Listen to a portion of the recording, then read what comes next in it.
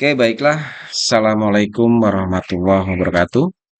Kembali dengan Buana 79, salam semangat selalu untuk seluruh pelajar di Indonesia, baik dari Sabang sampai Merauke, dari Miangas hingga Pulau Rote. Ya, kembali kita akan coba kita bahas terkait soal uji kompetensi tahun 2005, tahun 2025, tahun 2026, khususnya paket 2. Ini ada soal uji kompetensi, tepatnya adalah tahun ini. Oke, langsung saja untuk mempersingkat waktu kita lihat informasi terkait data perusahaan yang kita buatkan laporan keuangan secara manual. Oke, di sini ada informasi, ternyata nama perusahaan masih dengan UD S Prima ya, sama dengan yang kita bahas di paket pertama, alamatnya pun sama.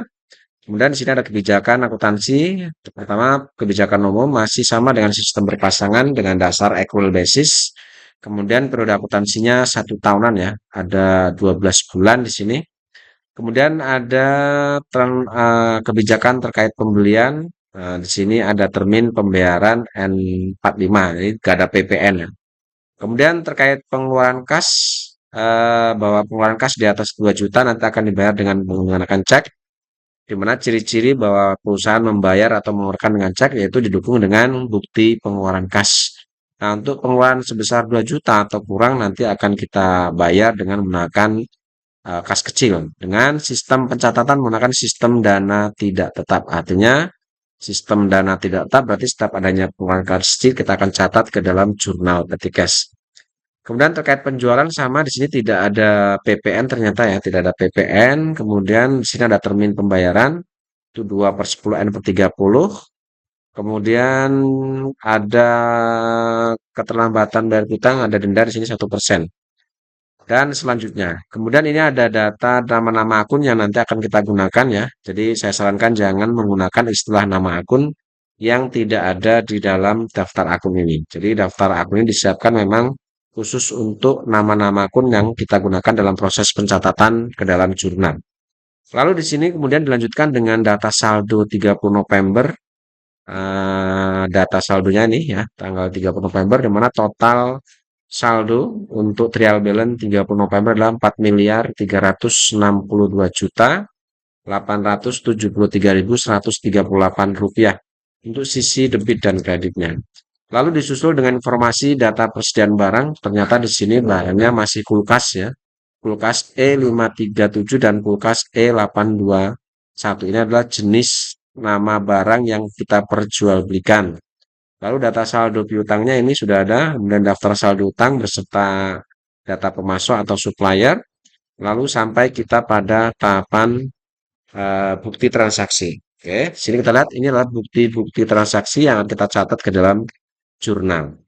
Nah, pada tahapan pertama atau pertemuan pertama ini di khusus pembahasan terkait soal uji kompetensi tahun ini paket 2, kita akan coba bahas bagaimana cara mengisi jurnal penjualan dan mengisi jurnal pembelian. Jadi cukup 2 jurnal ini untuk di sesi pertama atau di bagian pertama pertemuan pada kali ini. Oke, langsung saja kita masuk ke sales jurnal.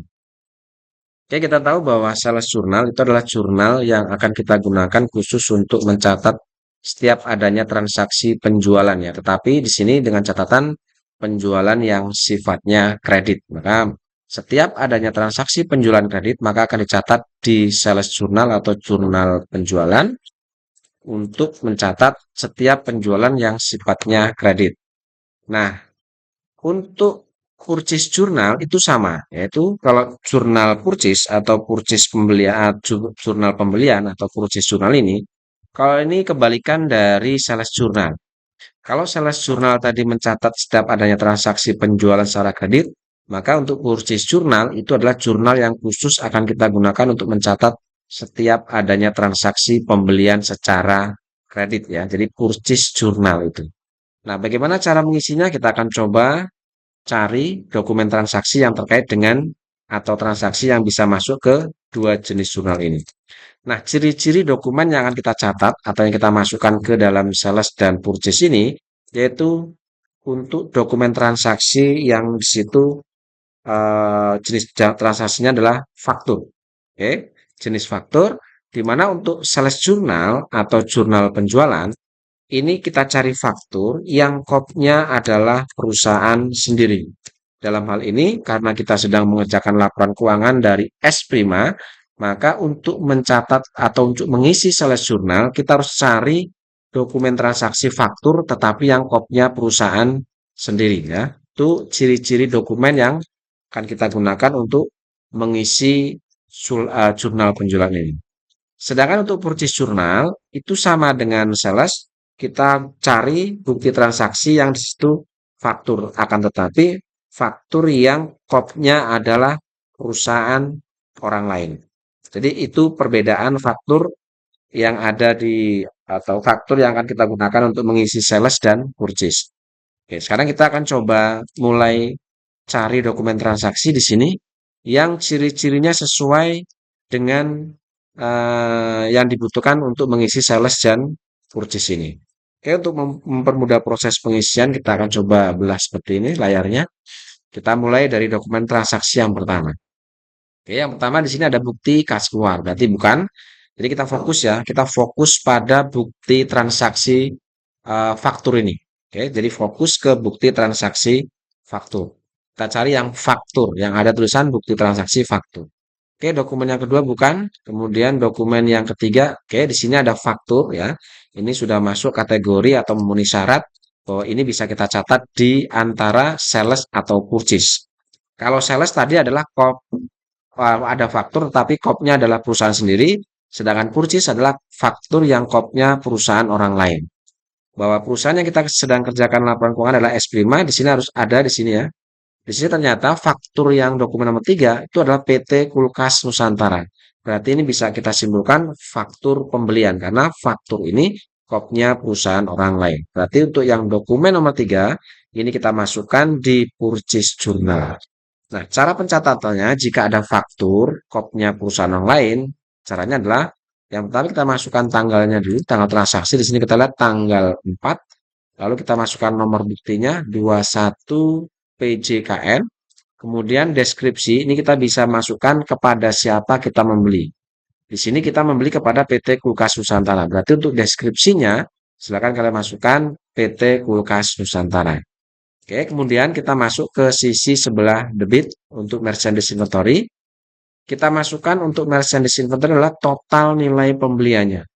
Di sini kita lihat bahwa total pembelian kita membeli 26 kulkas E5 dan 25 kulkas E8. Totalnya masing-masing 50 juta 440 untuk kulkas E5 dan 60 juta 425 ini untuk tipe kulkas E821.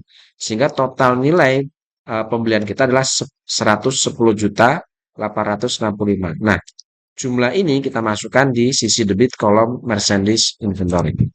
Nah, kemudian untuk sisi kreditnya, otomatis karena nilai pembelian ini adalah karena transaksi adalah pembelian secara kredit, maka total pembelian ini atau nilai pembelian ini otomatis akan menjadi hutang dagang kita. Sehingga nilai ini kita masukkan di kolom kredit, sisi kredit kolom payable. Sehingga nilai sisi debit dan kredit itu sama nilainya. Oke, itu faktur yang pertama. Sekarang kita cari lagi untuk dokumen faktur. Ya, di sini dokumen nomor berapa ini? Tadi nomor 4, ya, nomor 5, nomor 6 ya. Dokumen transaksi nomor 6 kembali ada faktur. Dan di sini kopnya adalah perusahaan EDS Prima. Oke, sesuai dengan ketentuan tadi bahwa jika ada faktur, kopnya perusahaan sendiri, maka ini masuk kategori penjualan secara kredit. Sehingga adanya penjualan kredit ini akan kita catat di sales journal. Oke, cara pencatatannya sama, kita masukkan tanggalnya, nomornya, kita masukkan, sesuaikan dengan yang di sini. Lalu untuk deskripsinya, keterangan kepada siapa kita menjual barang. Di sini kita jual kepada toko Frostora. Oke, deskripsinya, silakan kalian masukkan toko Frostora. Nah, kemudian jika ada penjualan, maka kita coba isi dari sisi sebelah kredit. Yang pertama kita akan cari berapa nilai penjualannya. Nah, untuk nilai penjualan, kita ambil di dokumennya adalah untuk jumlahnya ini. Jadi sini kita lihat bahwa jumlahnya itu adalah 92.676.000. Ini kita masukkan nilai jumlah penjualan ini, kita masukkan di sales of merchandise. Kemudian di sisi kredit, kolom freight collected, ini kita masukkan beban angkut penjualan. Di sini untuk freight-nya atau beban angkut penjualan itu adalah 200.000. Nah, beban angkut ini kita masukkan ke kolom freight collected. Nah, kemudian yang selanjutnya, untuk total sales of merchandise ini ditambahkan dengan freight collected ini kita masukkan, kita jumlahkan, letakkan di sisi sebelah debit untuk kolom account receivable. Seperti itu. Oke. Itu yang pertama untuk mengisi sales journal. Jadi pertama kita masukkan berapa nilai penjualannya, kemudian kita freight collected-nya kita masukkan, kemudian kita jumlahkan hasil penjumlahan antara nilai penjualan ditambah beban angkut, ini kita masukkan sebagai piutang dagang. Masukkan di sisi debit kolom account receivable. Oke. Itu yang pertama. Yang kedua, di sini ada cost of goods sold. Ya, ada kolom cost of goods sold di sisi debit dan merchandise inventory di sisi kredit. Oke, kolom ini itu digunakan untuk mencatat berapa harga pokok barang yang kita jual ini. Nah, untuk menghitung harga pokok penjualan itu ada dua opsi, ada dua pilihan. Pilihan yang pertama, jika ada transaksi atau jika setiap adanya pembelian tidak ada perubahan nilai, maka untuk mencari harga pokok ini bisa kita isi dari harga pokok yang ada di persediaan awal dikalikan dengan jumlah barang yang kita jual ini. Itu opsi yang pertama. Jadi barang yang kita jual ini kalikan dengan harga pokok barang yang bisa kita lihat di persediaan barang dagang ini. Kalau kita lihat di sini untuk persediaan barang dagang, untuk kulkas E5 itu harga pokoknya adalah 1.940.000, sedangkan untuk yang kulkas E8 nilai harga pokoknya adalah 2.417.000. Nah, nilai harga pokok ini bisa kita kalikan dengan barang yang kita jual di sini. Oke, barang yang kita jual. Tadi transaksi nomor berapa itu? Yang ini ya. Oke, barang yang kita jual ini. Nah, jadi barang yang kita jual 21 untuk kulkas E5 bisa kalian kalikan 1.900 berapa tadi yang di atas untuk harga pokok barang yang kulkas E5 dan 18 unit bisa kalian kalikan dengan nilai harga pokok kulkas E8 yaitu tadi 2 juta sekian. Kalian kalikan, kemudian setelah kalikan kemudian dijumlahkan, masukkan ke cost of goods sold sini. Itu opsi yang pertama. Opsi yang kedua, untuk lebih akurat, maka cost of goods sold ini bisa kalian isi setelah kalian nanti menyusun kartu persediaan. Nah, di sini saya coba pilih untuk opsi yang kedua. Ini baru akan saya isi setelah nanti saya menyusun laporan, akan menyusun kartu persediaan. Ya, jadi ini sementara kita kosongkan. Jadi untuk mencatat adanya penjualan kredit, sementara kita baru bisa mendapatkan informasi berapa nilai penjualan, berapa apa beban angkutnya, kemudian inilah akan jadi piutang dagang kita. Oke, itu yang dokumen nomor berapa tadi? Nomor 6 ya. Oke. Lanjut dokumen selanjutnya. Nota kredit bukan ya, kita fokus ke faktur. Nah, kembali di sini di dokumen selanjutnya di tanggal 11 ada faktur kembali, kopnya perusahaan kita. Berarti ini adalah transaksi penjualan kredit. Dan ini bisa kita catat di sales journal karena kopnya perusahaan sendiri. Oke, pertama kita masukkan tanggal, nomor dan sebagainya. Di sini kita jual kepada toko Sejuk Abadi. Oke, kita masukkan dari sisi sebelah kredit. Kita ambil dulu, kita isi dulu untuk nilai penjualannya atau sales of merchandise. Di sini total penjualannya adalah 61 juta ya. Nilai penjualan dari kedua jenis barang ini 61 juta. Kita masukkan ke sini. Lalu kemudian untuk harga untuk beban angkutnya 150.000 kita masukkan di kolom freight. Kemudian ini kita jumlahkan. Hasil jumlahnya kita masukkan di sisi debit kolom account receivable. Oke, seperti itu. Cost of goods sold dan merchandise sementara kita kosongkan. Oke, kemudian yang selanjutnya kita cari lagi dokumen berikutnya. Oke, di sini di dokumen nomor 11 ada faktur kembali, tetapi kopnya perusahaan orang lain. Oke, jika ada faktur, kopnya perusahaan orang lain, maka ini bisa masuk kategori pembelian kredit. Maka kita masuk ke purchase journal. Oke, kita masukkan dulu tanggalnya. Di sini tanggal 13, nomornya adalah 41 PM. Di sini kita beli kepada PT Pendingin Makmur. Oke, Lalu kita masukkan berapa nilai pembeliannya di sini adalah 98 juta. Kita masukkan di sisi debit kolom merchandise dan kreditnya tentunya nilai pembelian ini akan menjadi nilai hutang dagang kita. Ya, seperti itu. Oke, lanjut dokumen selanjutnya. Ya, ada di sini kembali faktur ya, nomor 15. Faktur tetapi kopnya perusahaan sendiri. Berarti kita masuk ke sales. Berarti ini adalah penjualan kredit. Oke, kita masukkan dulu tanggal dan nomornya. Kemudian di sini kita menjual, deskripsinya kita isi dengan toko Kulivi ya, kepada siapa kita menjual. Lalu kita masukkan berapa nilai penjualan yang pertama, nilai salesnya kita ambil di kolom jumlah ini 100 juta 128.000. Kita masukkan ke sini. Kemudian untuk beban angkutnya 220 kita masukkan. Kemudian kita jumlahkan, sales dan flag ini kita jumlahkan. Hasilnya kita masukkan di sisi debit kolom core receivable. Oke, seperti itu. Lanjut dokumen selanjutnya. Apakah masih ada faktur di sini? Ya, di sini di tanggal 20 kembali ada faktur ya. Faktur kopnya perusahaan sendiri. Berarti ini adalah sales jurnal ya. Kita masuk di sales jurnal atau kita catat di jurnal penjualan. Atau ini masuk kategori penjualan kredit. Kita masukkan tanggalnya, nomor, dan kepada siapa kita menjual. Kemudian setelah itu baru masuk ke sisi kredit. Kita masukkan jumlah penjualannya di sini 89 juta. Kita masukkan ke sini. Lalu kita masukkan beban angkutnya 270.000. Lalu kita jumlahkan hasil penjumlahan kita masukkan di sisi debit kolom core receivable sebagai piutang dagang kita. Oke, lanjut selanjutnya. Dokumen berikutnya di sini kembali tanggal 22 ada faktur tetapi kopnya perusahaan orang lain. Berarti kita masuk ke purchase. Kita masukkan tanggal, nomor bukti. Kemudian kita isi kepada siapa kita membeli, PT Dingin Sejuk. Oke, di sini kita lihat kita membeli totalnya adalah 134 juta sekian. Kita masukkan di sini. Kemudian kita masukkan juga di sisi kredit sebagai nilai hutangnya. Oke, lanjut. Ya, kembali tidak ya, ini nota kredit bukan ya? Oke, lanjut di sini ya. Nomor berapa ini? Tanggal 25. Ada faktur kopnya perusahaan S Prima. Berarti ini penjualan kredit. Kita akan catat di sales journal. Oke, kita masukkan tanggal, keterangan dan nomornya.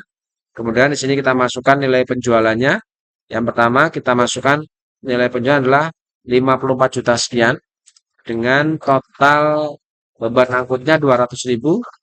Kemudian kita jumlahkan, otomatis akan menjadi nilai piutang dagang kita. Oke, seperti itu. Lanjut, selanjutnya masih ada faktur. Di sini kita cari faktur. Ya, ternyata sudah tidak ada. Berarti di sini setelah proses pencatatan tadi jurnal penjual dan pembelian di sini menghasilkan untuk sales jurnal ini ada 5 transaksi penjualan ya. Sehingga kalau sudah ini kita bisa jumlahkan, kita total di sini. Kita jumlahkan total akun receivable-nya adalah 399.384. Kemudian untuk sales dan flag-nya itu adalah masing-masing 398.340 dan 1.040.000. Ini kalau kalian jumlahkan maka ini akan balance dengan ini. Jadi ini ditambah ini sama dengan ini. Ini seperti itu. Oke, itu untuk sales jurnal. Sekarang yang purchase jurnal. Nah, untuk purchase jurnal ternyata setelah penelusuran dokumen transaksi di sini ada 3 transaksi yaitu tanggal 4, tanggal 13 dan tanggal 22. Oke, silakan kalian masukkan sisi debit dan kreditnya.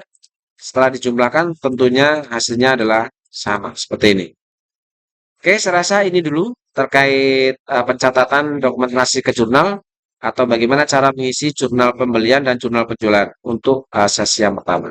Untuk berikutnya kita akan coba bahas bagaimana cara mengisi jurnal khusus penerimaan kas dan jurnal khusus pengeluaran kas. Oke, saya rasa cukup. Terima kasih. Assalamualaikum warahmatullahi wabarakatuh.